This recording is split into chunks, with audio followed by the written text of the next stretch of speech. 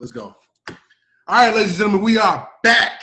The ignorance is not done. The vulgarity is not done. And I'm liable to drop about 7 more F-bombs just in this segment alone. So we got to talk about old Coach Chucky and the black hole or whatever they claim to be. You know, John Madden team. Them guys in Las Vegas. So I ain't got too much to say about this because my Dolphins are second in their division. So I don't really give a damn. Well, I think you do have to say something because I wanted to talk about this because I know Mike is a huge Raiders fan, which is good for him to have two teams because I'm not even watching the game right now, but I'm pretty sure that they're losing to the Giants without even looking in his hometown of Philadelphia. So it's a good thing Mike has the Raiders as well. And this is a fact, America. He's been a Raiders and an Eagles fan his entire life. So it's not a bandwagon thing. Plus, if you're going to join a bandwagon, who joins the Raiders? So, his love affair goes back to like Bo and Marcus and all them and Tim Brown. But I think you guys both owe an apology to Coach Gruden. I'm going to tell you why. An apology is a strong statement. I'm going to tell you why. Here's what's happening out there right now. And let's understand what he's getting it done with. He has one Pro Bowler on that team. Are you talking about bona fide Pro Bowler? One bona fide Pro Bowler on that team. With Jacobs? No. But Jacobs was a Pro Bowler, but that's what I'm saying. Like returning Pro Bowls or like currently playing right now. Darren Waller is the only. Oh yeah, Darren Waller's a dog. He's a dog now. He's in this conversation. At his position, it goes Kittle, Kelsey, depending on the week, and then it's Darren Waller. He's in that mix. He's the best tight end that people don't know about. And their ability to beat Kansas City, who up to that point had basically been unbeatable. They have been unbeatable in that conference. And on top of that, they've been competitive every week. Maybe except, I think it was one double digit, but they've been competitive every week. With his hey. Yeah, they got a couple guys, but they got a couple guys from Clemson on that team too. Hunter Renfrow, 76 years old. So I'm just going to reiterate what I said. You guys are not going to apologize. One, because I'm talking to a Duval County boy. And the other, I'm talking to, saying a 215, a 267. And, if you guys know anything about Philly thugs, they will come to you when they're ready. You know what I'm saying? But I think you guys need to really understand what John Gruden is doing and what he has an opportunity to do. This team has a chance to make the playoffs. Now they don't have to even worry about Kansas City anymore because they've got a split. Denver's trash. San Diego just can't put it together. But San Diego, shout out to Justin Herbert. They're coming. And I really hope that they don't fire Coach Lynn. I hope they give him the opportunity. I think he's got his quarterback. Give him a chance to get them back to winning 10, 11 games. I could see the Raiders being a 6 or 7 seed. I just can't.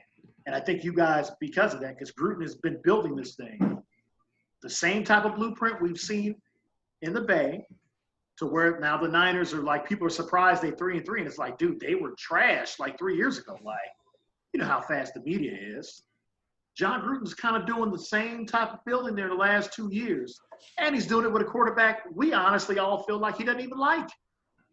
So they're going nobody like his ass. Games. I mean, I'm satisfied with Nick Foles, but Derek Carr. I'd take Derek Carr. There's a lot of. Can we look? Derek Carr is cool. Yeah. Derek Carr is above average. Yeah, he cool. That's what cool means. He cool. How many other quarterbacks in the league are as good as Derek Carr that are starting right now?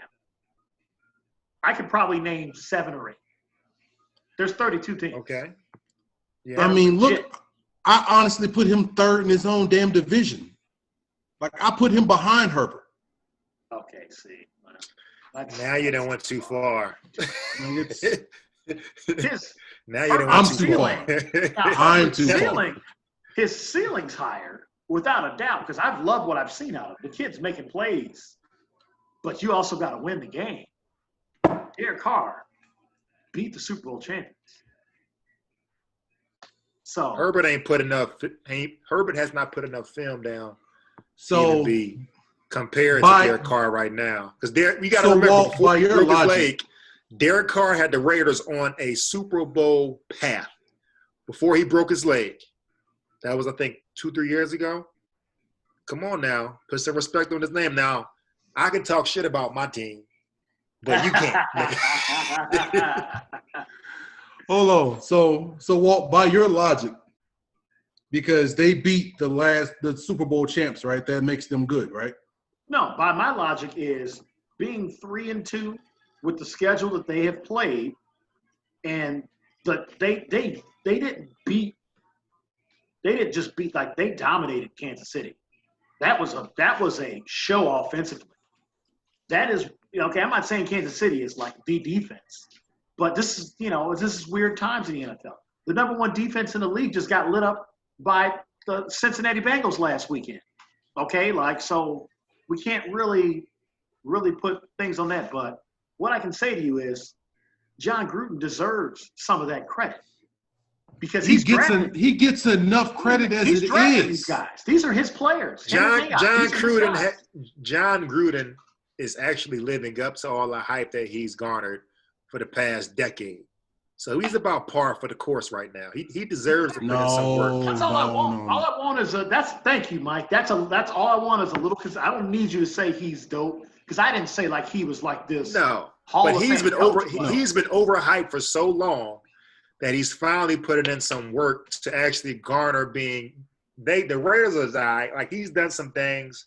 I'm actually impressed. I was slightly rooting against him because I felt like the contract he was given was terrible. Stupid. 10-year deal. Well, I agree. Terrible for a head coach. Yeah, terrible contract. So you give him the head coach the keys to the car, and he hasn't coached in over a decade. That just doesn't seem like smart business to me. But it's not. I mean, he's proven me wrong right now. But there's a lot of football left to be played, and he's got some more showing and proving to do. We obviously know that he does not want Derek Carr. He wants a more mobile quarterback to do some things similar to what the Seattle Seahawks are doing, to what the Baltimore Ravens are doing. To be honest, he wants Justin Herbert. Let's call it.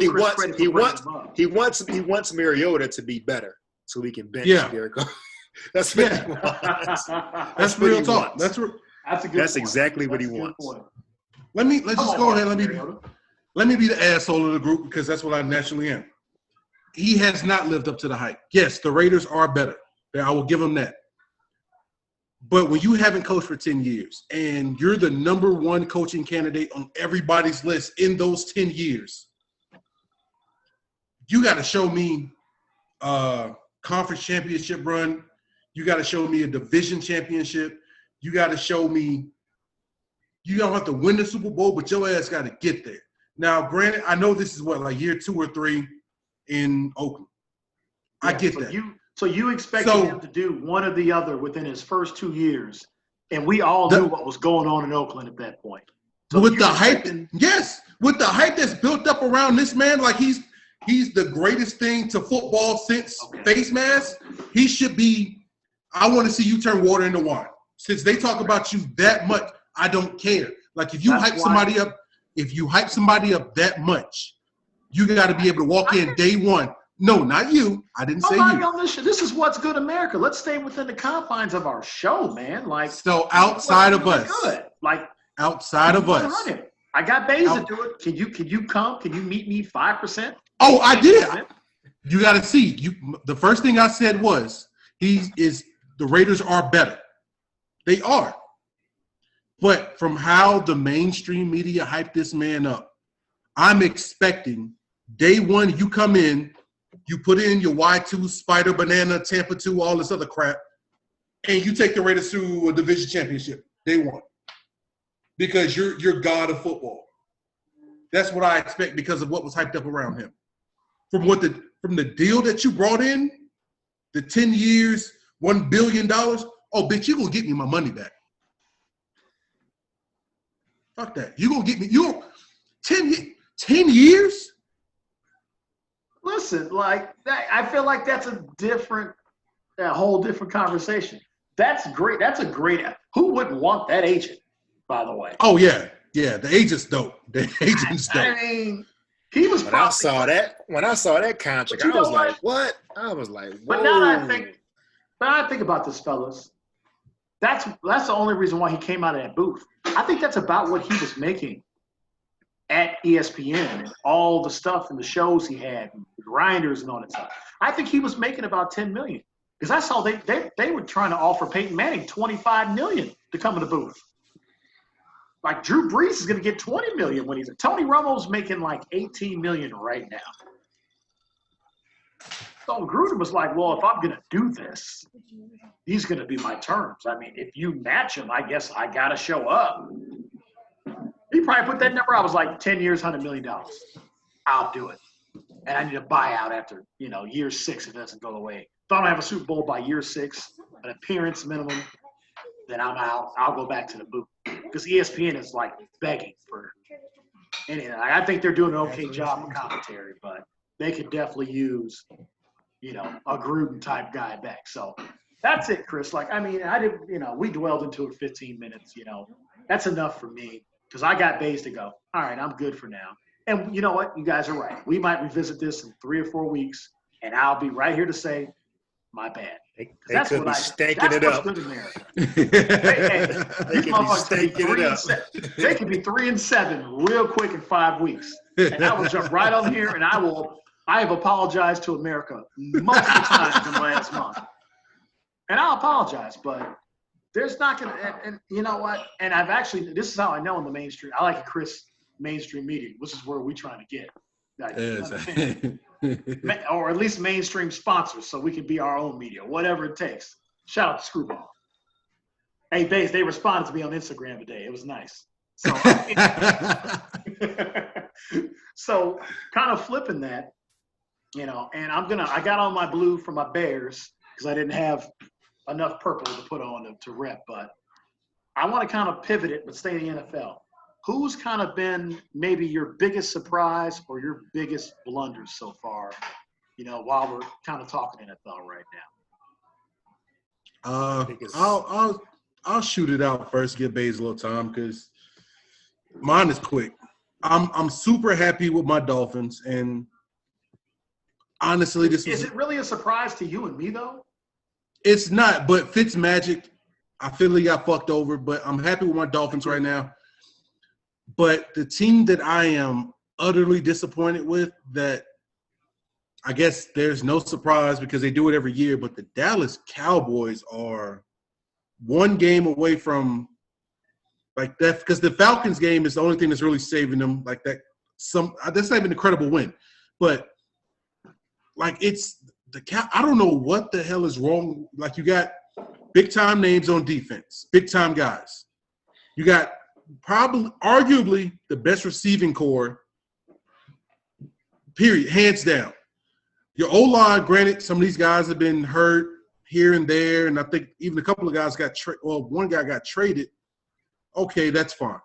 You had Dak for what you had him for, but you weren't that good still when you had Dak. And then let's not look too far back, but 2 years ago, you had a guy who was supposed to be the best running back in the league. And now you don't hand him the ball for an entire quarter. You're struggling every game. The Cowboys are fucking terrible, and Jerry Jones needs to die and hand the team off to his son. I agree. You need more time, Bays? Because I actually have a couple of apologies I have to give out in a second. That's what I'm going to do. Like, I'm over here like, I got you, John Gruden. But if you need some more time, I want to give a quick apology to – I'm going to give you a little more time. This is good. Ryan Tannehill, I'm sorry.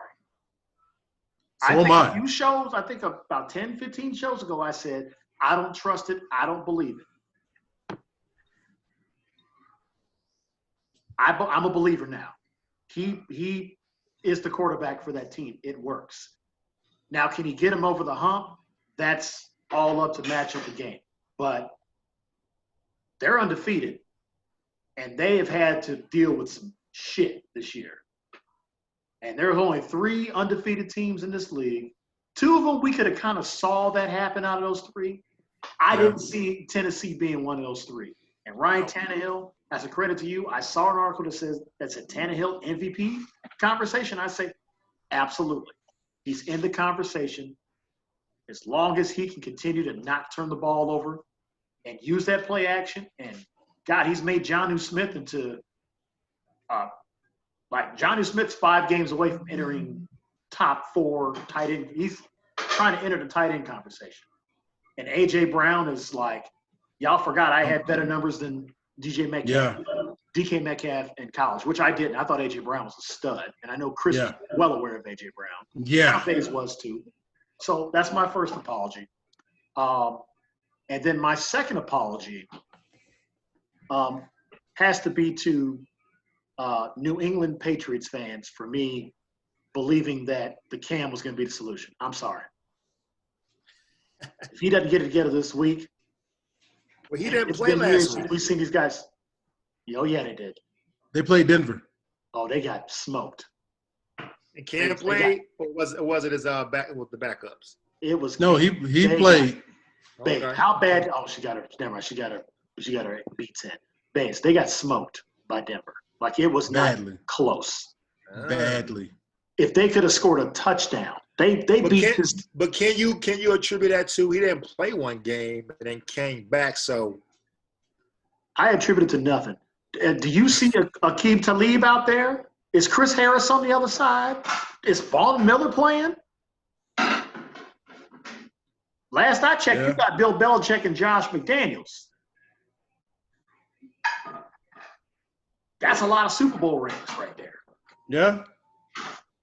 So to me, when a team where the other quarterback Bays was just coming off his own shoulder stuff, and they beat him with field goals, Bays. They scored 18 points.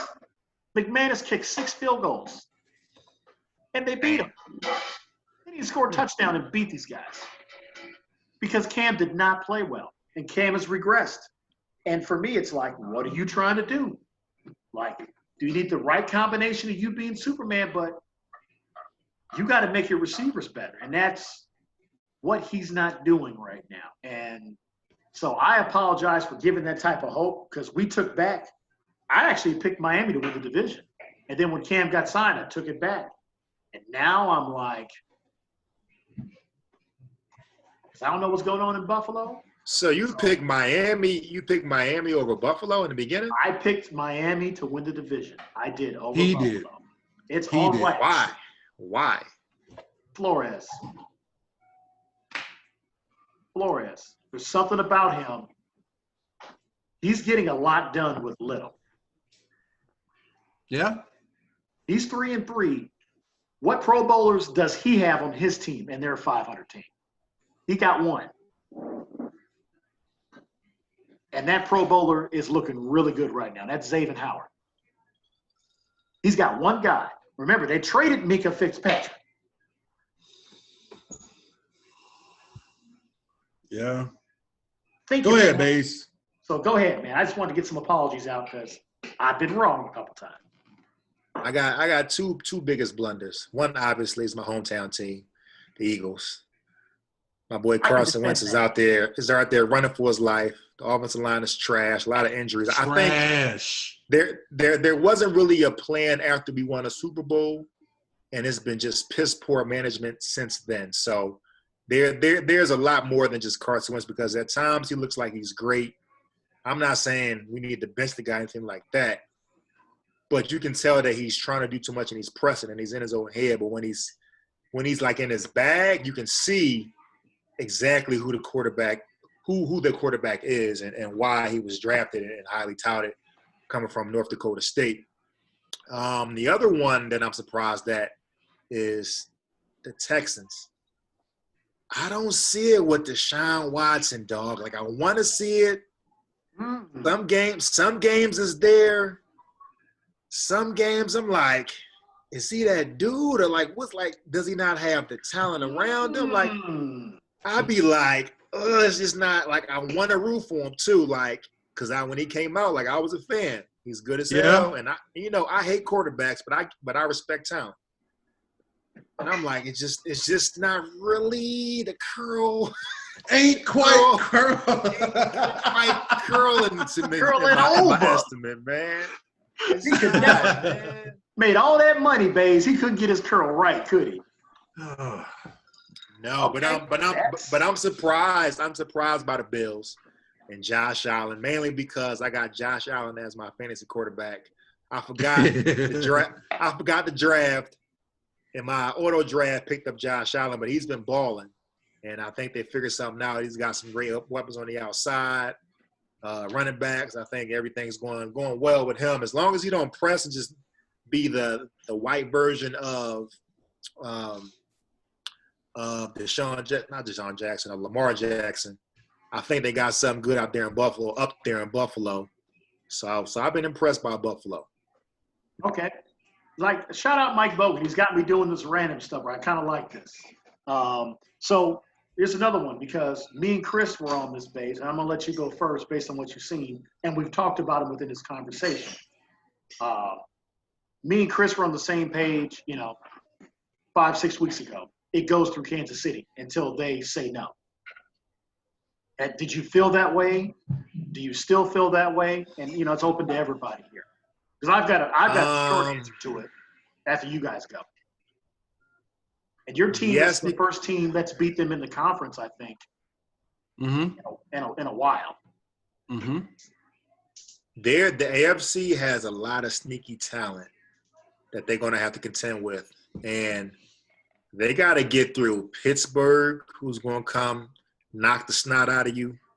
And they're just going to beat you up bully ball. So I don't know if they're going to be able to contend. Now, I see what Randy Reid is doing. What he really wants to do, he knows he can throw the ball for 400 yards a game. That's not sustainable. What he's doing is he's going to run the ball with Le'Veon Bell, recent pickup, the kid from LSU, and the other kid, Williams. Right. Yes. So that's what he wants. That's what he wants to do. I can kind of see what he wants to do, because when you got a talent like Pat Mahomes, you ain't got to show him every game, right? You got to preserve his arm, and when it gets to them cold weather months, you're going to have to run a ball. And when you got 3 legit running backs, that's going to help you. So I would say it may go through Kansas City, but it's tough to repeat. It's tough to repeat in football. So something weird is going to happen with the AFC where they get upset. I'm kind of rooting for Lamar Jackson. I want to see him get a championship. So hopefully they get the right matchups. KC is not a good matchup for Lamar Jackson. So hopefully they could be number 2 in the AFC and maybe have another team knock off KC, and they play the winner of that to help them out. But NFC-wise, I'm probably thinking Dangerous in Seattle probably gets out of that muck. Who else? Nobody else is really well. Maybe Green Bay and the Packers, even though they just got their ass beat up by the Buccaneers. I thought that was more or less one of those games where they kind of give you one of those stinkers and then come back with roll off about 3 straight type of thing. Yeah, they didn't seem to be in that game. We do not use the words Green Bay together at the same time on this show, Mike Bazemore. I thought you were aware of that. They got their asses whooped. We watched that. That was a whooping. That's who they are. I'm sorry. Go ahead, Chris. That's not much. That's who they are. I done seen them with plenty of asses. It wasn't my turn. Go ahead, Chris. I'm sorry. I stepped out of bounds there. I agree with pretty much everything that Bae said, but I think it now goes through Pittsburgh. I like that style of football. I like that. All right, let's lace them up. I'm gonna hit you in the mouth. You hit me back, and let's see who's still standing. And I don't know if Kansas City can, one, fly to Pittsburgh, beat Big Ben in the cold in Pittsburgh, because that defense is like that's like almost like 90s Pittsburgh defense, where like they got a couple of big names and like it's a big name here, there, and kind of everywhere, but their linebackers are hurting people like legit. Like they're on the toss, the dive, like everybody's disciplined, like all that eye candy that Kansas City kind of gives you. Like they're disciplined, like, all right, I know they got this guy going this way and this guy going for the dive. I got that guy, and that's all I got. And like it's something about that when football is the most simplest sport in the world. See ball, get ball. And that's what Pittsburgh is doing, offensively and defensively, because if you look at their offense, it's a super basic package. Like they don't run jet sweep and fake this, that, and the third. Like it's a toss here and there. It's a screen here and there. Play action, let's go deep. So I like what Pittsburgh is doing now. That's not me saying that I'm counting the Chiefs out. I'm just saying it's hard to go into Pittsburgh in the middle of winter and pull one out. As far as the NFC goes, I don't know. Like, it's hard to go against Dangerous. It's hard to go against that bad man. Walt, this ain't even a shot at you. Chicago is the ugliest 5-1 team I've ever seen in my life. And I couldn't tell you where their 5 wins came from. I couldn't tell you how they got them. Outside of Big Dick Nick, I couldn't name anybody else on Chicago's team. But somehow, some way, they got a couple guys on our team. They got Eddie Jackson on my show, Chris. All right, I'm sorry. They got. We have a Hall of Famer playing for us right now. Like, how dare you? Like, how? I'm sorry. They got Khalil I'm Mack. sorry. I'm sorry. I had to take a shot. I gave you credit. I was taking a shot. Like, I'm sorry. 52 was there. Like, stop. I'm sorry. Defense, like, shame on you. They got 5 Deuce. They got Eddie Jack. Like, they got a beyond a solid defense. But I can't tell you what's special about Chicago with them being 5-1. Like, I can't just point at one thing because Khalil Mack is great. But, like, outside of that, like, there's nothing on Chicago's team where it's like, all right, man, listen, we got to watch out for what? They just win. And, like I said, it's the ugliest 5-1 I've ever seen in my life. Go ahead. You know, I was not trying to turn to a Bears segment because that was not. Oh, no, I know. 100%. It was 100% a Kansas City question because I'm a Bears fan. And, I mean, that's a no. But to answer my question, I said very simply, does it still go through Kansas City? My answer is absolutely yes, it still does. Here's what I'm going to say to your Pittsburgh, both of you guys with Pittsburgh, that I agreed with until this week. They lost a huge piece of that defense that makes them go. Yeah. And we know what's happened to Pittsburgh in the past when they lose their guy at middle linebacker. When that guy goes down, it changes everything that they do. And not having Devin Bush on that field, I don't know. I don't even know if it was ACL or if if it was a sprain. No, I think he's done. He's done for the year. I think they said it was major, and I haven't seen anything flash. I haven't looked. It's a different team because Pittsburgh, to me, I agree with you guys, was the biggest obstacle because, like, I was starting to think about how to answer this and help America with the history of Super Bowl teams. There's not very many football teams that have won the Super Bowl that are ultra dominant on both sides of the ball. I can only think of certain teams. The old Green Bay teams, obviously, from like when none of us were around and, our parents were watching. The 80s Niners, dominant on both sides of the ball. That's why they beat everybody the way they did. They were good on both sides of the football. You got Hall of Famers on both sides that does that. The 70s Steelers were like that. They were dominant on both sides of the football. And, like, look at these years I'm talking. And the 90s Cowboys and the 90s Niners, that one year where you saw winners that were dominant on both sides of the ball. And pretty much since that era, You really haven't seen that in a Super Bowl.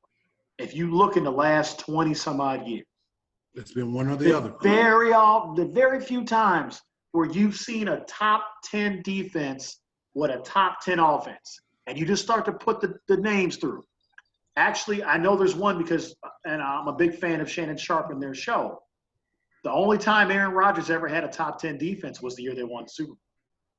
So I could give you that because even though they didn't even win the division, we all know how good Aaron Rodgers had been to that point when they won the Super Bowl that year because we beat the brakes off them all season, and they got through us, and they beat Pittsburgh, who was a very good team. Think about the Pittsburgh teams. The 1-06, they weren't that great offensively, but that defense was a monster. The 09 team, I'll give you that. When Ben kind of came to his own in the San Antonio catch game, they were good on both sides of the ball. Think about Peyton Manning's teams. The team that he won with in Indianapolis, they weren't great defensively. They just had guys that could get to the quarterback on third down. They weren't great. Hold on. I would say this. With Biscuit Bob Sanders, no, that defense was real. When Bob Sanders was in at safety, that was a different defense than when he was not in. Yeah, and I'm totally trying to remember if he played 16 games that year. We'd have to go look at that 06. But the games he played in, that defense was phenomenal. See, that's what I'm saying, though, because if we went and look at their ranking, you know why they won the Super Bowl that year?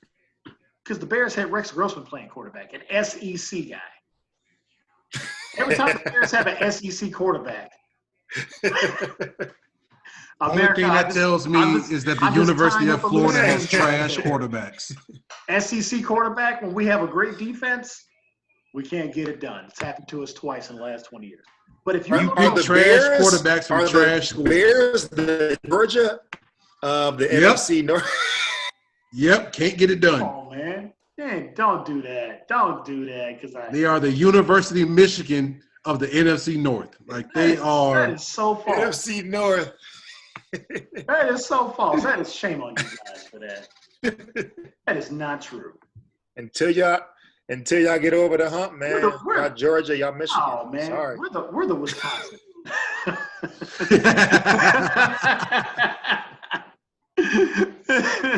Don't make us the Georgia, man. That's heartbreaking. It is heartbreaking to be the Georgia of anything. I mean, they wishing Herschel Walker had forever eligibility. Like that's where Georgia's at in their minds. Because when they had Herschel, they was winning titles. That was something different. That's a whole different type of animal at that time. But in all fairness, and you guys both hit it on the head. The Le'Veon Bell pickup to me, all it does, when you got a guy like that that's in waiting, this is it for him. If he can't come in here and be a good teammate and get behind this line where Clyde had 160 last week, Clyde hadn't done anything between week 1 and week 6. He had 160 last week in the rain. And they've got backups in. Like, they moving the ball with backups in the game, okay? And Buffalo is not – I mean, their run defense has not been what it was last year, but Buffalo's like nothing to like just turn your nose up. Oh, it was Buffalo. This ain't like Buffalo 2004 J.P. Lossman Buffalo. No. You shut your damn mouth, first of all. Buffalo is a good team. So, to me, when you add that type of piece, and now you got 2 different running attacks, and wait, here's what really messes you up. Like, they don't lose a beat if one of them goes down. No. That's what people are not talking about. Le'Veon Bell is more of an insurance, like, what if Clyde gets nicked up? But now we've got a guy that can catch the ball just like – because Clyde, that's Clyde's best attribute. You hear him talk about it all the time in America, and I'll reiterate it here. He had 1,000 catching, and he had 1,000 rushing. Like, the guy was 1,000 – he was a McCaffrey type in college. He's not McCaffrey, but that's what we have because a lot of you guys are a little bit too old for LaDainian. A bunch of you guys are too old – a bunch of you guys are too young for LaDainian. All y'all too young for Marshall Faulk, and everybody's way too young for Roger Craig. I understand what I'm saying? Like, Roger Craig. There's you know where this was going. I knew you two knew because that was when we were in diapers and we knew about Roger Craig in the high leg pump. Real playmakers. But West Coast offense. Yeah, buddy. But it's crazy how that offense is really what is still winning titles because that's what Andy Reid runs. Andy Reid is from that tree. Andy Reid he's a Bill Walsh guy. So at the end of the day, it's going to always go to systems that work, and Parcells was always in the playoffs every year and winning Super Bowls, and that's Belichick.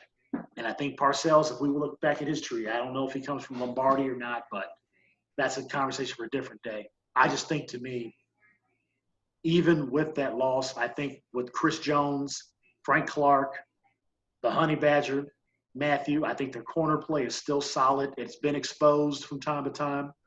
But I think that they are good enough defensively, and that's what they showed in the Super Bowl, that, sometimes we're going to get beat. But we know when Patrick needs us, we got him. But you guys are both right. It is hard to repeat. And that's a history lesson that I give to our fans. Go look at the teams that have repeated, because there's only been one team that's done it in this millennium. And before that, it happened a few times. It happened in the 90s. It happened in the 80s. Happened in the 70s. Happened in the 60s. But since 2000, it's only happened once. Because it is hard to do. So I followed up with this. I think this is a quick shotter because this is more of a prediction. Who do you believe will be the biggest piece that gets moved at the trade deadline with all the things that maybe all of us have read and been seeing things within 2 minutes? Take your shot. I believe that I'll do mine just because I just you see it enough. I believe the Patriots are either going to get Julio Jones or AJ Green. It's going to happen. I think Antonio and Dez get picked up. Well, that's a given because I drafted him, so he's got to play. But I'm saying and Dez Bryant. Dez Bryant's already picked up. So Baltimore, he's on Baltimore's practice squad, so he's there. We go. Up. Antonio's a given. Like, do better than that. Do better. But I'm going with that. Julio Jones or AJ Green will be a Patriot. I do believe in that reporting that there's something there. But both these teams are like, we can get a draft. I'll put this prediction out, and I'll even knock on wood when I say it. It's not about acquisition. I believe Tua will be sitting down by week 11, either due to an injury or poor play. He said Tua going to be sitting down by week 11. That took me off guard. Bro, you think they're going to sit Tua? Jared Goff went like 1-7. Mitch Trubisky went 1-7. They are married to this dude for 2 years minimum before they sit him down. Dude, he'll get broken up, dude. He's going to get broken up. Hey, week 11, I can't wait for us when we get we're going to have that conversation. I think Tua's going to be all right, man. I just don't like it. What you got, Baze? Who's out there? I gotta think of who's out there. I don't know who's out there, to be honest with you. Well, it could just be any prediction. Anything that you've been watching, anything you see. What do you think's going to happen? I gotta do a little bit more research, dog. I'm drawing a blank. That's all good. As usual, sometimes you get caught off guard. Mike Bogan asks Chris Turner, is Randy Moss really better than Jerry Rice? And Chris just walked off. He didn't even answer it. He just walked off. He went off screen. And I still ain't going to answer. Segment. I answered it. Is he better athletically? I just said better wide receiver. I answered. A better wide receiver overall? Yeah, that's what Mike asked. I answered it. Let's see. Look at On that note, America, we going to come back. We obviously got to get our give me a minutes. We might keep the random fire going.